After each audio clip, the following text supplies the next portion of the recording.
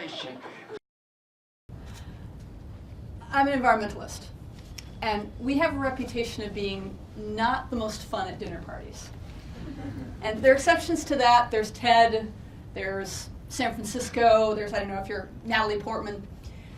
But generally speaking, if I'm at a dinner party and I tell somebody I'm in the sustainability field, the reaction I get is this. They start looking around for their husband or their wife and give them that special signal they have that says, get me out of this conversation. And it's because they have assumptions about how the conversation is going to go next. The conversation is going to involve a lot of fear and guilt about things like SUVs, toxins, climate change. And there's going to be lots and lots and lots of information, probably involving some charts, some pie graphs, various things like that. And that's because that's really been a cornerstone of environmental campaigns and how we've tried to influence behavior and beliefs for a really long time. And I'm willing to put up with a lifetime of awkward conversations and unpopularity if it gets the job done, if it actually saves the planet. But there are researchers, there's psychologists, social scientists, economists who study motivation, how people process information, including an interdisciplinary team at Columbia University, the Center for Environmental Decision Making. And what they tell us is that's not actually getting the job done. Not only am I being a drag, I'm not doing my job. I'm not influencing you in the way that I seek. They've also discovered a lot of things about what does work and what's pushing you in the right direction. But even if my information is correct, the only difference I'm going to make in your behavior is to have you excuse yourself quickly and move to the other corner of the room. And that's why I'm particularly excited about what's going on up in the city of Vancouver in British Columbia. The city set a goal of becoming the greenest city in the world by 2020. And I've had the good fortune to be a Fulbright grantee up there working with the University of British Columbia and how we empower and engage Vancouverites to reach these goals. And let's go back for a second as to why fear, guilt, and facts don't actually work, because this is very important. Fear.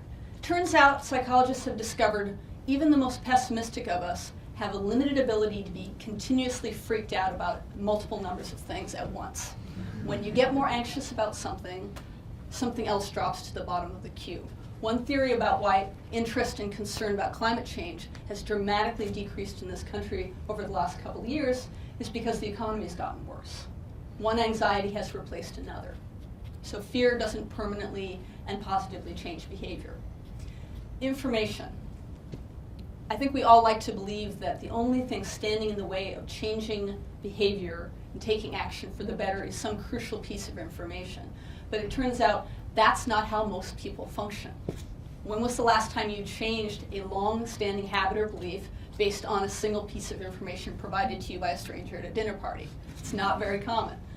So instead, what we do is something that's called confirmation bias. We have an identity based on the people we associate with, our community. That fosters certain beliefs. We filter all the information that comes through based on looking for things that confirm those beliefs. That reinforces our beliefs, that leads to actions that further reinforce our identity, and you have an ongoing circle. That's typically how people filter information. So therefore, information doesn't necessarily help. The other thing about sustainability and environmental issues is generally we're trying to convince you to take action on a problem right now that has a high probability of having something bad happen sometime in the future. Economists have shown us that we're really bad at applying discount rates when we're making decisions. We don't properly value something bad happening in the future against the action we have to take today. So those are all the things that don't work. What actually does work? And that's where I think it's helpful to look at some of the goals that the city of Vancouver has set up. And there are a couple things I want you to notice about these goals. They're positive. They're concrete. They're place-based. You're a citizen of Vancouver, that's part of your identity. We're telling you to do something positive. We're not telling you get out of your car, we're saying get on a bike, get on public transit. And all of these things are really important in terms of actually motivating behavior in a positive way. Every person lives within a 5-minute walk for a park, beach, greenway, or other natural space. That's very inspiring to us as people. Much more helpful in terms of fostering those beliefs we want to see. So what else works? Turns out when policymakers are setting policy, having the default setting be the behavior we're trying to encourage works really well. If you have to actively not do something, that tends to make it easier to generate the behavior you want to see. For example, as part of their waste reduction goals, the City of Vancouver has instituted a pilot composting program. And what they've done there is, used to be you'd get your trash can emptied once a week. Now you get your trash can emptied every other week, but you get a compost bin that gets emptied once a week. And that also fosters the positive influence of peer pressure, because you have a next door neighbor who is dealing with their compost in a certain way. And because they are part of your identity, because you are that type of person who empties your compost, that reinforces that particular behavior in a positive manner. So this is all good. But one thing that's very important to keep track of as well is we need to avoid something I like to call the 50 simple things you do that don't actually make that much of a difference for the planet. And this is something known as single action bias. There's a strong temptation to feel like you're done and can just get on with your life. You can buy the Prius, you can do the composting, and then you've done your part. But the other thing that we know is it doesn't actually work. It isn't sufficient if each of us just compost. There needs to be a set of actions that you take on an ongoing basis. And that's where the ambition and the inspiration and the long-term vision of Vancouvers Goals really come into play and are really extremely helpful to generating behavior, because they're nested behaviors. You're not done. Part of your identity is being a Vancouverite, being a citizen, being part of the greenest city by 2020, and therefore you don't just stop at composting. So all this is very important. But the other thing is, you'll notice with some of these, that a lot of them are actually quite complicated. Some of them require policy changes, different elected officials, land use changes that extend beyond the borders of the city. Some of these are really quite difficult and challenging, and no amount of individuals acting individually on simple tasks is necessarily going to make a difference. The good news is, in the field of positive psychology, they look at what happens when somebody tackles a task that requires a high level of skill, is challenging, and is not so easy that they become bored, but also not so difficult that they get anxious or discouraged.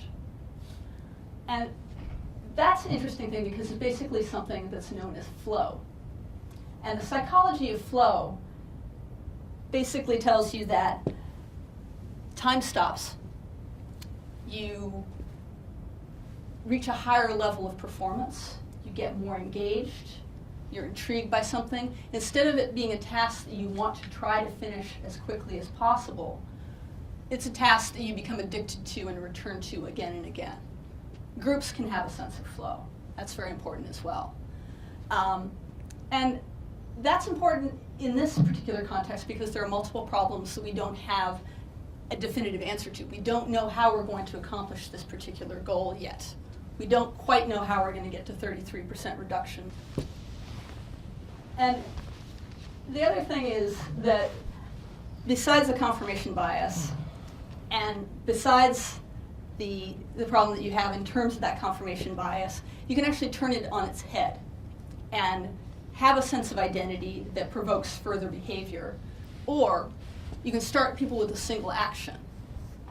And they say, well, if I do this action, then I must be the kind of person who will do this as well. If I'm the kind of person who composts, maybe I'm the kind of person who has solar cells on their roof. Maybe I'm the kind of person who takes public transit to work. And all those things start to build upon one another, and that's a useful effect. Now at this point, the unpopular dinner guest in my head is telling me, that's not sufficient. You have a city of around 1 million people. At that scale, you're not going to tackle all the problems that you need to tackle. We need to get to 80% reduction in greenhouse gas emissions by 2050, otherwise we're going to have some really colossal problems on our hands. Catastrophic climate change. And the problem there is, how do we get to scale? How do we achieve the scale that we need in order to address this problem? Turns out 50% of people live in cities today. By 2050, it'll be about 70% or higher. The criminal Willie Sutton famously once said, when somebody asked him why he robbed banks, he said, that's because that's where the money is. Cities are famously a center for innovation. They have a diversity of population that fosters creativity and creates new groups. You also have those close-knit communities living side by side in which you can successfully enact a lot of that peer pressure we're talking about, which influences behavior. So in many ways, in Vancouver, you have the Goldilocks porridge of green goals. You have goals that are not too aggressive, but not too simple, not letting people off the hook. You have a fairly high standard already of sustainability within the city, but enough room for growth. You have goals that are not too ambitious, not too simple. You have boundaries and a sense of identity associated with the city because the goals are not too small and not too large. And together, all these things, in my opinion, equal a blueprint for sustainability that we can scale. We can use it to foster competition between other cities. LA, San Francisco, Portland, Oregon are already getting in the game, a bunch of international cities. And if you put all these together, you really are creating a template that's quite effective for generating the changes in beliefs, the changes in values, and the changes in behavior that are necessary to get to global sustainability.